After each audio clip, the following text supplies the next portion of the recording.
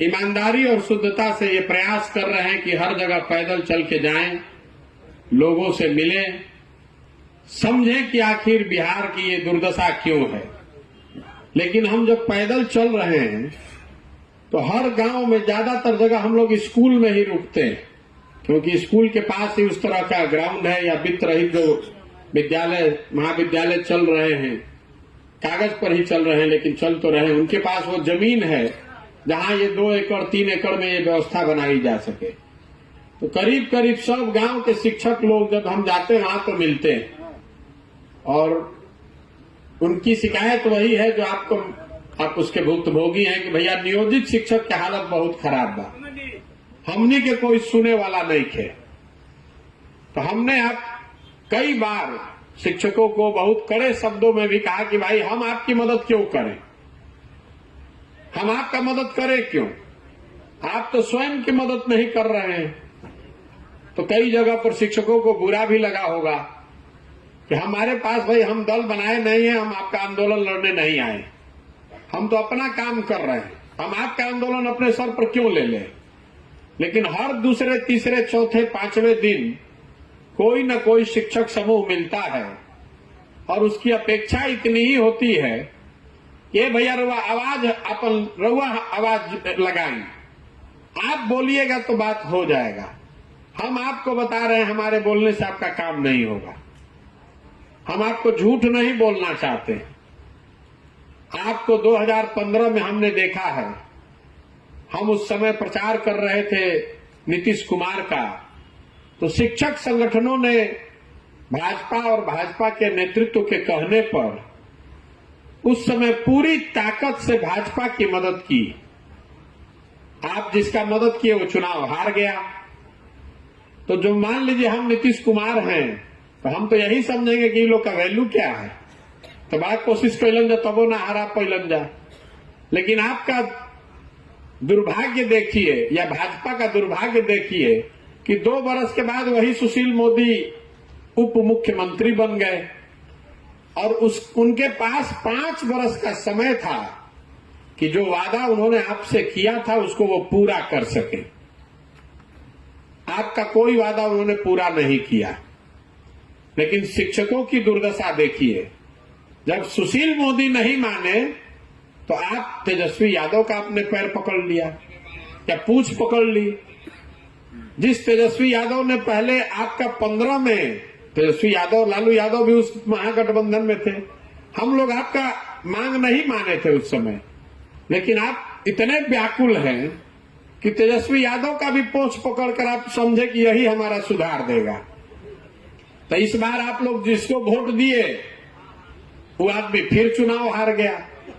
तो इसकी पहली बात तो ये आपकी ये दिखाता है कि जो आप दम भरते हैं कि हमने के 4 लाख आदमी बानी जा, इस दम को थोड़ा कम कीजिए।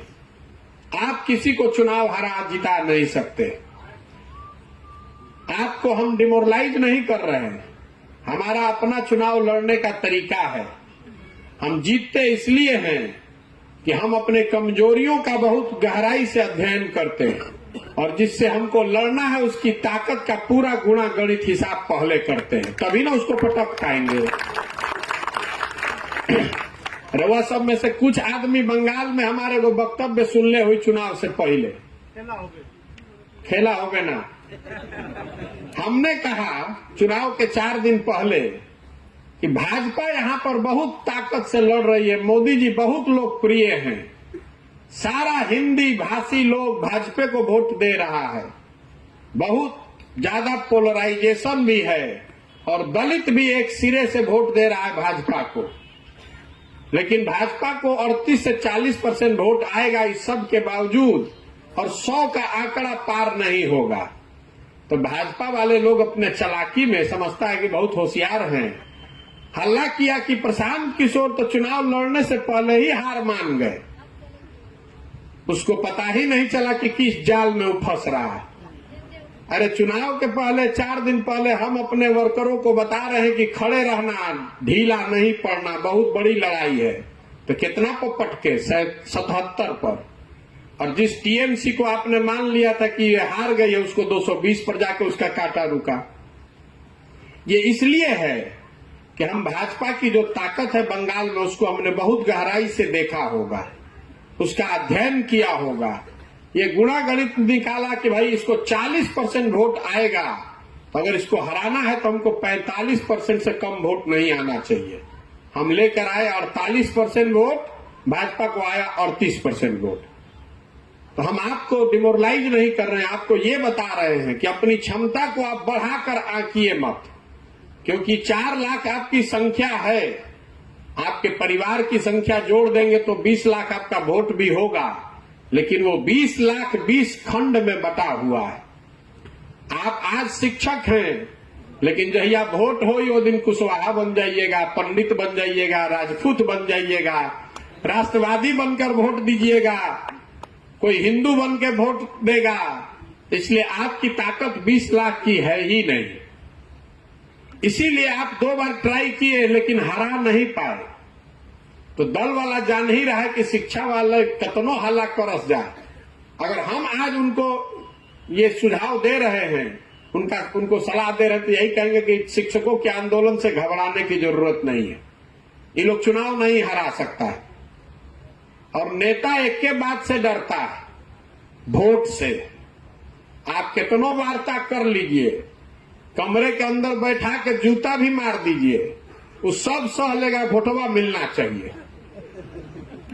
इन 2 बात को समझ लीजिए कि आपकी जो ताकत है वो ताकत इतनी नहीं है कि आप सरकार को हरा दीजिए। तो शिक्षक नेता हमारे पास आते हैं और वो कहते हैं कि भैया हम लोग आपकी मदद करेंगे, आप हमारी मदद कीजिए। तो मैं आपको सिरे से कह रहा हूं कि हमको आपकी मदद नहीं चाहिए। आपकी मदद से हम चुनाव नहीं जीत सकते हैं। बिहार में क्या लोग हम दल बनाइयो ले, तो हमको शिक्षकों की मदद से हम बिहार नहीं जीत सकते। हम बिहार तब जीत सकते हैं जब बिहार में शिक्षा की व्यवस्था बेहतर हो जाए और आप पूरी ताकत से उसके पीछे खड़े हो जाइए, तब वो 20 लाख की ताकत हमारी बन सकती है। तो हमने शिक्षकों की मदद करने के लिए 2 ही शर्त रखी है। चुनाव के बाद आप हमारी अभी मदद कर दीजिए, हम चुनाव के बाद आपका चिंता करेंगे। ये सिरे से आपको बेवकूफ बनाने वाली बात है। आप यही ना कहने आते हैं कि भैया आप हमारी मदद कीजिए, चुनाव में आपका मदद हम लोग करेंगे। तो हम तो यही कह दे कि हम तो सरकार में बानी ना, 2 प्रेस कॉन्फ्रेंस कह दे, 2 बात हल्ला कह दे कि भाई शिक्षकों के साथ अन्याय हो रहा, अपना घोषणा पत्र में लिख दे।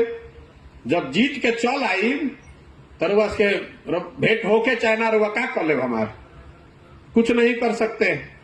तो इसलिए फिर से ठगे जाने वाले रास्ते पर मत जाइए, ये मेरा पहला सुझाव है कि हाँ आप हमारी मदद पहले कर दीजिए, उसके बाद हम आपका चिंता करेंगे। घोषणा पत्र में लिख देने से तो आपकी दशा वही होगी जो सुशील मोदी के साथ हुई, जो तेजस्वी यादव के साथ हुई, वही दशा आपकी प्रशांत किशोर के साथ, जनसुराज के साथ भी होगी।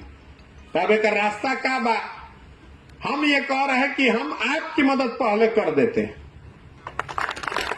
आपकी जो चिंता है, हम 24 के चुनाव से पहले आपका उपाय निकलवा देते हैं। उसके बाद आपके विवेक, आपके अंतरात्मा पर छोड़ेंगे कि हमने आपकी मदद की है, आपको अच्छा लगेगा तो हमारे साथ खड़ा होइएगा, नहीं अच्छा लगेगा तो जहां रहना है रहिए। और उसके लिए हमने शर्त 2 ही रखी है। हमने शर्त 2 रखी है। एक तो आप शिक्षक समुदाय के तौर पर एक होइए। अभी आपका 19 गो संगठन है अलग अलग, ऐसा नहीं है कि सब शिक्षक 19 अपने दम पर है।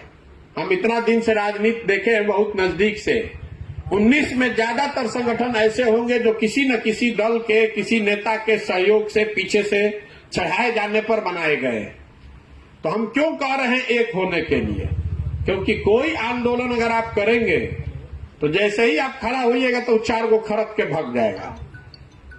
दिल्ली में जो आंदोलन हुआ, जिसमें लोगों ने, हम लोग जैसे लोगों से सुझाव लिया, उसमें भी 18 किसान के संगठन थे। तो हम लोगों का योगदान इतना ही है कि उनको बताया कि भाई आप अलग अलग लड़ने के बजाय बैनर अलग अलग रखिए, लेकिन एक संघर्ष समिति बनाइए, एक झंडे के नीचे आइए। उन्होंने फ्रंट भी अलग अलग बनाया, दिल्ली में 7 गो रास्ता घुसे के बाद ओकरा के घेरे के बात भई तो कहीं उग्राहा जी ने घेरा, कहीं राज्यपाल की संगठन ने घेरा, अलग अलग किसान संगठनों ने जिम्मेवारी ली, लेकिन लड़े सब एक बैनर के तहत। तो हमने शर्त एक ही रखी है कि आप 19 संगठनों को या तो एक संगठन बनाइए या एक संघर्ष समिति बनाइए।